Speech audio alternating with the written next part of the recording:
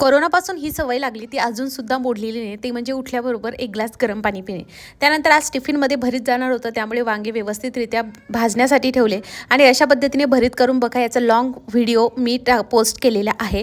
त्यानंतर साखर संपली होती तर साखरसुद्धा रिफिल करून घेतली आणि हातोहातच म्हटलं चला चहासुद्धा ठेवूयात.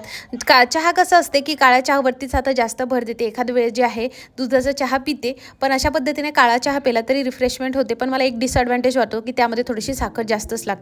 त्यानंतर भांडे जे आहे ते ड्राय झाले होते, ते भांडे सुद्धा व्यवस्थितरित्या लावून घेतले. म्हणजे एकीकडे चहा उकळतो आणि एकीकडे भांडे, म्हणजे दोन्ही काम ॲज इट इज होऊन जातात. त्यानंतर काळा चहा इकडे छान असा उकळला आहे. काळ्या चहाची एक खासियत आहे की मोठा फ्लेम जरी केला ना तरी पण उतू जात नाही आणि मला हे खरंच खूप आवडतं. गरमागरम चहा जो आहे तो ओतून घेतला आणि निर्वीसोबत इकडे चहा मस्त एन्जॉय करते आहे. संध्याकाळचा हा टाईम आमचा मी टाईम असतो. त्यानंतर मला 10 ते 15 मिनटं होते. म्हटलं चला आता आपण ना थोडंसं चालूयात आणि हे मी स्वतःला सवय लावून घेते. कारण मी असं ऑब्झर्व केलं की मी बऱ्याच दिवसापासून ना ह्या गोष्टी ना खूप अनफॉलो करत होते. त्यामुळे या कुठेतरी हेल्दी लाईफस्टाईल राहणं खूप गरजेचे आहे.